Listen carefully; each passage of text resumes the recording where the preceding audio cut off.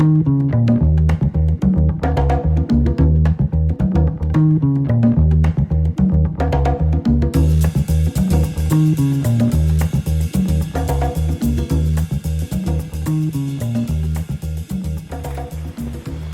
everyone, and a very pleasant and cheerful evening to you once again.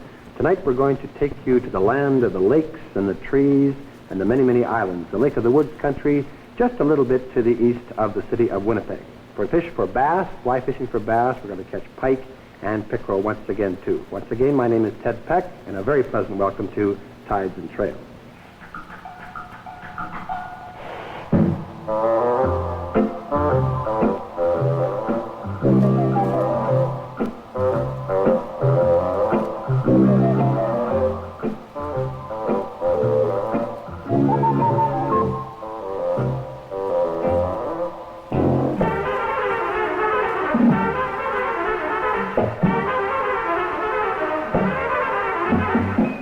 Tides and Trails is presented each week at this time by Sportsman Cigarettes.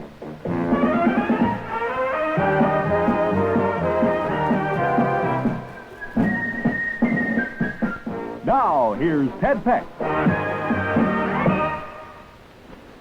Ladies and gentlemen, just to orient you to the area where we were fishing, the map of Manitoba perhaps shows it better than a map of Ontario. The actual countryside in the area was northwestern Ontario in the Lake of the Woods district, very close to the city of Kenora, which is located on Lake of the Woods, roughly down in about here, about 130-odd miles to the east of the city of Winnipeg. This is the favorite fishing and hunting country of most of the people from southern Manitoba because it's full of lakes, rocks, streams, trees, and is very, very outdoorsy. Now, we went north from Kenora on the main line of the Canadian National Railway to the little village of Manaki. And there's a very great lodge there, very famous all over the world, has been there for many years, used to be operated by the Canadian National Railway System, called Manaki Lodge. We were the guests of Steve Weir and the people from Manaki Lodge. We went fishing there. We're going to show you right now. This is the directions signs there. Manaki Lodge is famous for many things besides fishing. Golfing is a great specialty there. Great busloads, charter full of people from Winnipeg come out there for the day for golfing. There's Steve Weir welcoming some of the guests in. The boats are available at all times throughout the summer months for water skiing, for swimming, and, of course, for fishing parties. The Winnipeg River, where this place is located, where Manaki Lodge is located, widens out into several lakes, one of them called Sand Lake and so on. There are other distractions sometimes when we go fishing. Some of the fairer people like to play golf there, and we see here Marlene Morgan, the wife of the assistant manager, John Morgan, and she was just teeing off on number 1 tee. There's Steve Weir, our host, wonderful chap, a very excellent hotel manager, and we meet our two guides here. There's Lars Schroeder on the left and Kay Peterson on the right with the cap. You'll see them all through the films as they take us bass and pike and pickerel fishing. We're just deciding now the size of the fish that we're going to try to capture.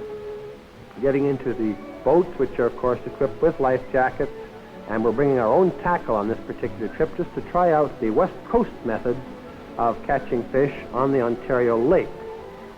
The various types of fish we were after, to be quite specific, were the wall-eyed pike, or if you'd like to call them a pickerel, or a doré, or pike perch, it's all the same fish. And this is the eating fish. Then we were after the bass on a fly rod for scrapping, the real fighting fish, and we were after the big northern pike for size. We catch all three here, and it was a wonderful trip. Both the guides, Lars Schroeder there, as you see, with the rolled-up sleeves, and Kay Peterson, were excellent in their performance of duty. The area we fished was roughly 15 miles, anywhere from 5 to 15, more distractions as we leave the lodge, 15 miles away from the lodge proper, following the Winnipeg River north and into the widening of what they called Sand Lake. Glassy, smooth water in the morning, and the temperature was in the mid-60s to the low 80s. And at this particular season of the year, there was a very bad attack of army worms, if you like to call them, or tent caterpillars, or the little tiny caterpillar that gets all over the trees, and the entire deciduous tree shall we say, population in the area was denuded of every speck of green. It was quite a disastrous affair to see that happen, but evidently the leaves will come back again. But to see all these caterpillars just going through like an army and just taking every leaf was quite a sight. This was all about 15 miles north of Manaki Lodge. Here is our mooching outfit, which we commonly use for salmon on the west coast, and we're trying a live sucker minnow, which we just missed one there. We're trying to catch walleyed pike here with these sucker minnows. There's only certain types of minnows which you're allowed to use in the province of Ontario. You are allowed to use these live fish, these live minnows, but they're very specific in the fishery regulations on the types that you can use and whether you can transfer them to one body of water to the other. And I suggest if you're going to fish in Western Ontario that you study the regulations quite carefully, or you might find yourself afoul of the Fish and Game laws. The minnow business is quite well developed, and there are only certain people in certain areas that can seine minnows. But they're quite effective, and we found our hookup, our mooching hookup, quite effective. Here we're rolling down the sleeve because of the various insects in the area, which weren't too bad, really. But there's always one season in the year, usually lasts about a week and a half, when the little wee bite ears are more active than others. We just seem to hit it on this particular time. There's a nice walleye pike coming in. I wonder if we catch this one. We lost quite a few, we caught quite a few. We released 95% of our catch. There's Lars baiting up too. He did a little bit of fishing himself. We were just fishing for the sport in this area and being shown the types of fishing available very, very close to the city of Winnipeg.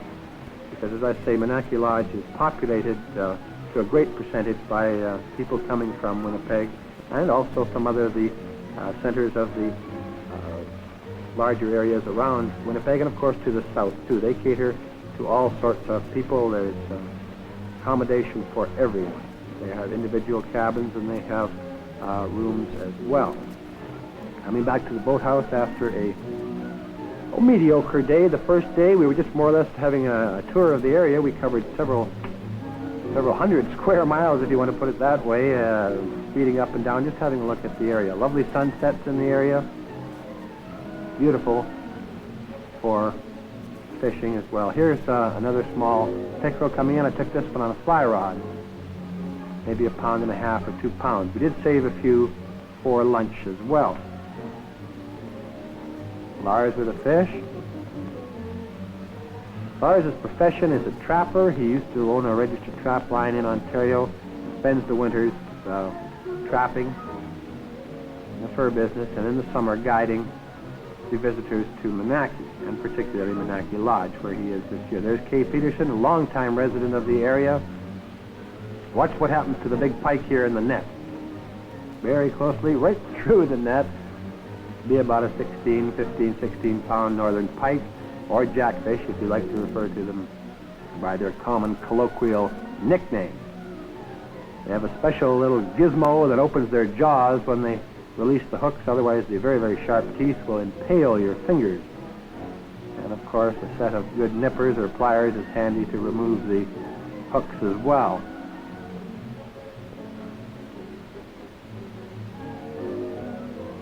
Here's a scrappy one. Oh, I look very unhappy there. Uncle Stumbly missed another one. As I say, we don't catch them all by any means.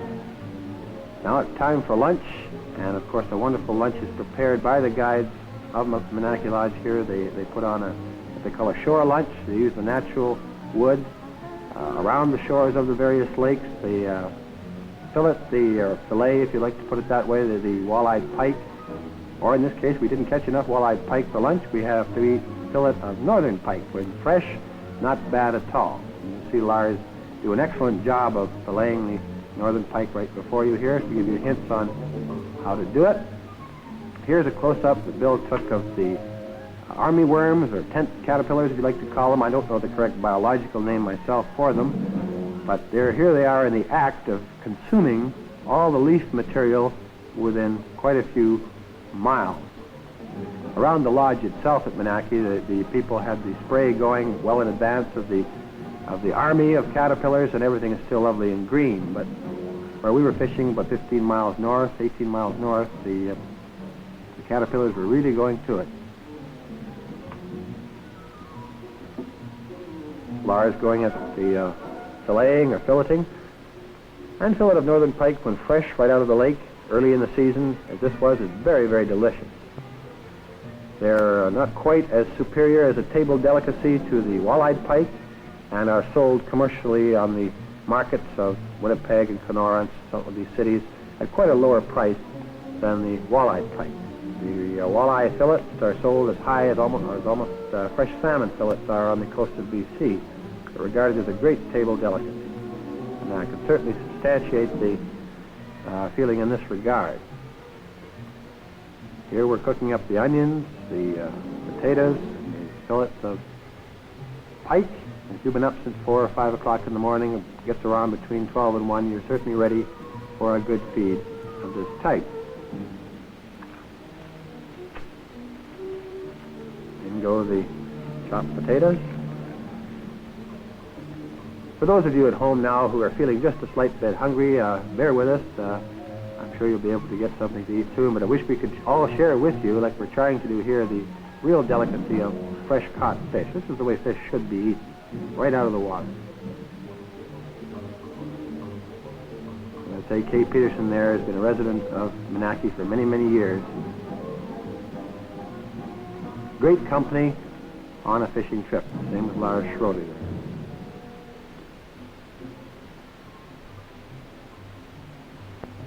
And if you are going to the lodge, you're going to Manaki, all this sort of thing. Here's a picture I took myself where Willie giving Lars and Kay a sportsman at the completion of our shore lunch.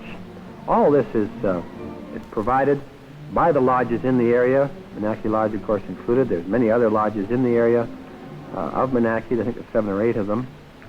It's a world-famous fishing area, and tourists come from all over the United States to visit this. As I say, it used to be owned by the Canadian National, much as Jasper is, but now it's operated by the AT Hotels Limited from the city of Winnipeg.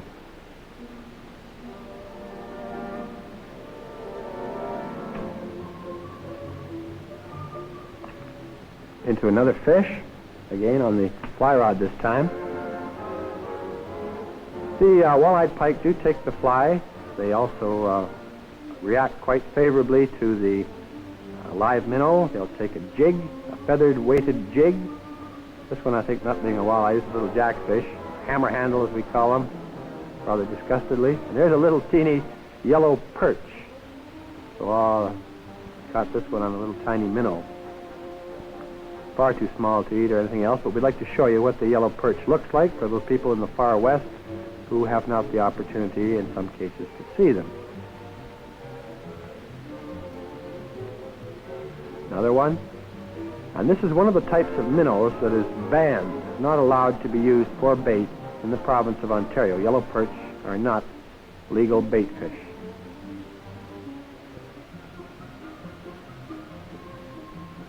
Seem to run into a little school of them there. They do run larger than that, and they're great fish for boys, youngsters to catch. They run up to about 2 pounds. Occasionally you might even get a freak, the real large run up to maybe 3.5 or 4. And here's a party of Americans up from Colorado, a gentleman and his grandson, 2 friends, and they brought their own boat and their own equipment with them, and they just had a ball. The people there were catching fish all day long for about 5 or 6 days. And the limits in Ontario are very, very generous. Youngsters can fish without a license. A non-resident can fish without a license as long as his limit is applied to his parent or guardian, whoever the chap or lady is who happens to have the license when the young fellow is fishing. Now here is a rather poor example of fighting fish. We just left this shot in to show you that some walleye pike, no matter what you try to do, they just don't seem to be energetic. Others give you a tremendous scrap. The average size in Sand Lake and in the Winnipeg River where we were fishing was about like that, about 2.5 pounds. But they do go up to 6, 7, and occasionally the odd big one, 9, 11 pounds. And the Manaki Lodge runs its own derby every year for the largest fish of each and every species. And these chaps from Colorado, being sportsmen, they're throwing them back. They just wanted the odd trophy fish and the odd one to eat. There's one putting up a much better scrap.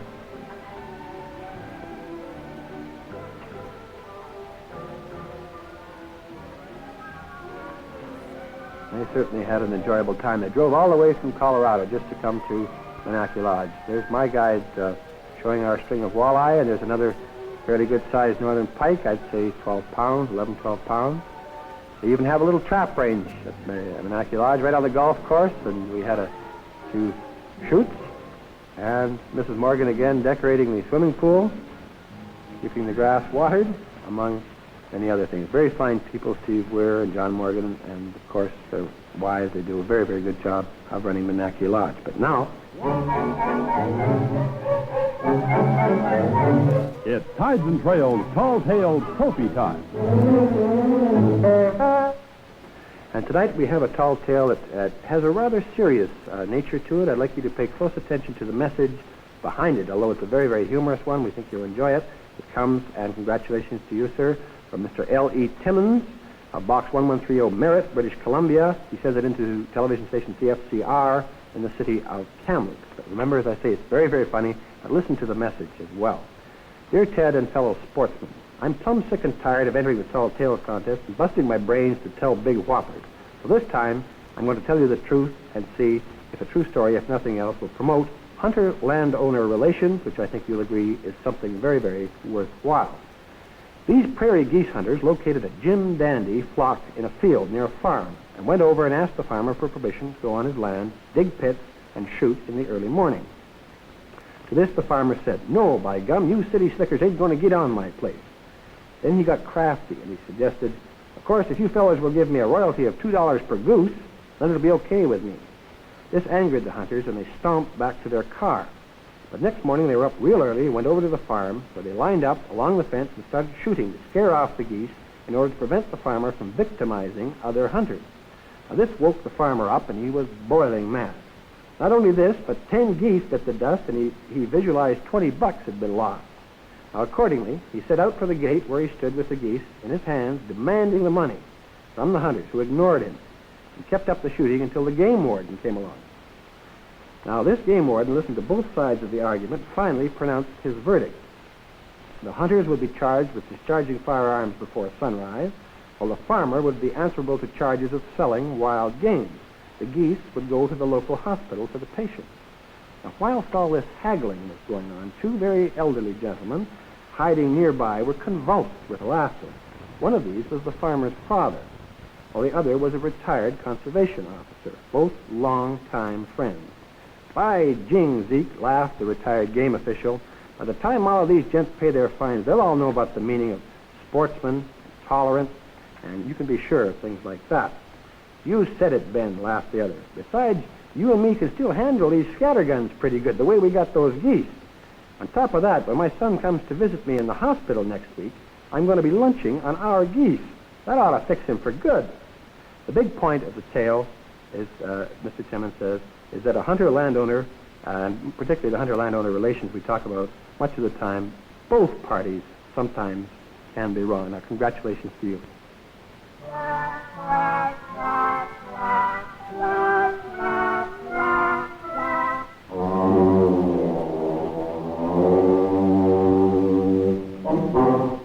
Mr. Len Timmons of Merritt, congratulations again, sir. Your carton of Sportsman cigarettes, your salmon, and your scroll are on their way to you. Back to Manaki for bass fishing.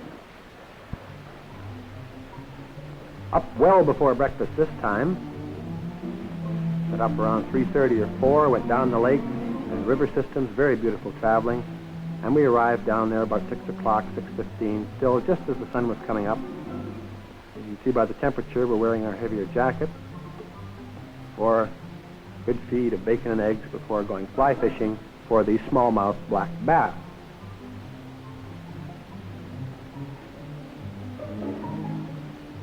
Again, both Lars and Kay, excellent chefs in the outdoors. Certainly enjoyed the shore breakfast. And time, of course, for a sportsman cigarette after breakfast. Add pleasure to your leisure, ladies and gentlemen, and really enjoy a sportsman after a good meal like that. It's certainly a good time to have it.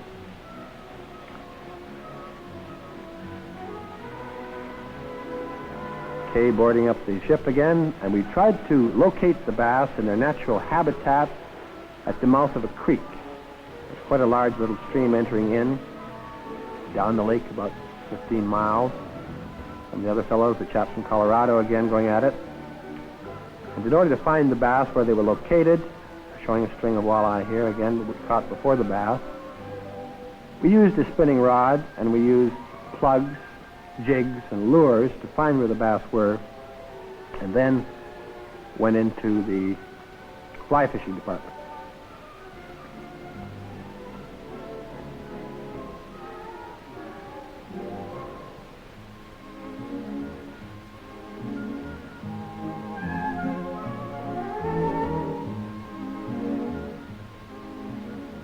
As I say, we took several other types of fish before the bass, some walleyes and the odd small northern pike. Finally, as the day wore on, off comes the heavy jacket once again, and going fly fishing for these smallmouth black bass. They fight very, very much like a trout of equal size. I would still class the rainbow trout, cutthroat trout of the West Coast, superior fighters, but they certainly fight as hard as eastern brook trout or any of the char family like the dolly, the lake trout. I should have included eastern brook trout in the char family. Some people say the smallmouth black bass, pound for pound and ounce for ounce, is the scrappiest fish. Well, this is my third attempt at fishing for them. Several of the lakes in British Columbia are stocked with them, which they're not native to. But this is where they're actually native to, these waters. And as I say, they're superior to chars in my estimation, but not to true trout, such as the camlets, the rainbow, the steelhead, the cutthroat, brown trout, and various other trouts that we're all very fortunate to have in North America. But they will rise to the dry fly, and they come very, very effectively to the lure of a wet fly.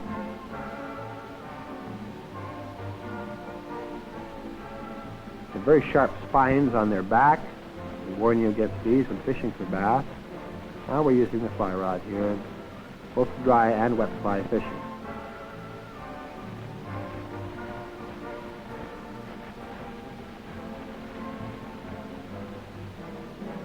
We strike one here and miss it. But every third or fourth cast, when we finally came to this big pool at the mouth of the creek, beautiful bass fishing. They average quite small. They'd be about 1.5 pounds. We just wanted to take one and keep it to show you in close-up, which we ate later on in the day, which you'll see a bit later on.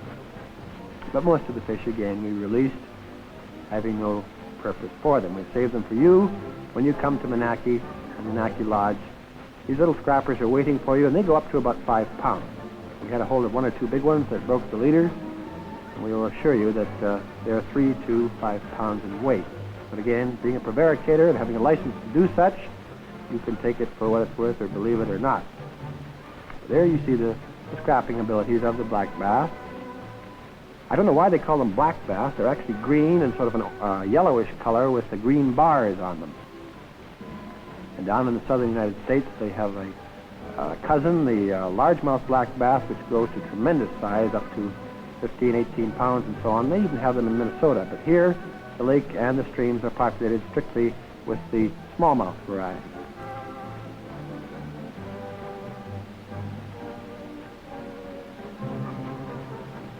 See, they jump right clear of the water just like a rainbow, but not as often. On light fly tackle, you only get one out of, say 3 or 4. You can cut your tackle down to 2X and 3X tippets for you fly fishermen. And for you spinning enthusiasts, I recommend 4-pound test leader when fishing for small fish like this. You'll catch the odd one that'll break it, but then after all, that's what you're fishing for, is sport. And our sponsor, the Sportsman Cigarette people, of course, remind you that sport is what we're after, and we're not trying to kill, ought to be about 2 pounds, 2 1/4 pounds.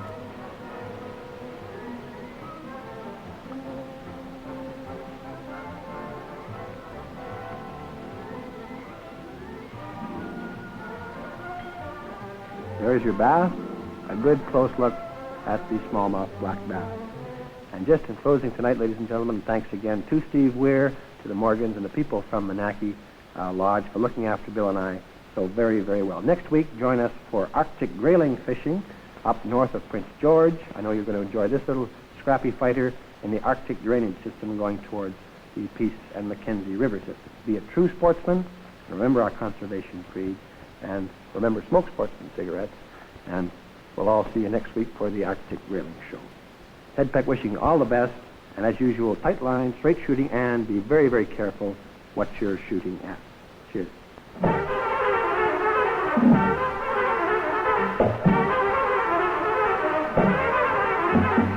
Sportsman Cigarettes has brought you Tides and Trails.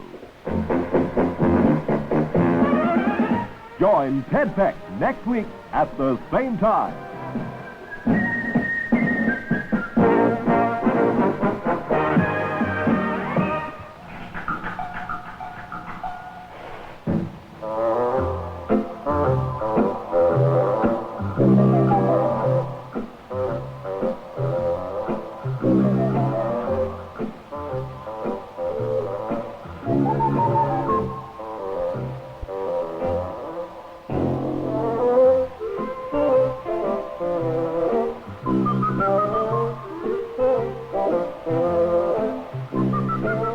Tides and Trails was produced for Sportsman Cigarettes by CHAN-TV, Vancouver.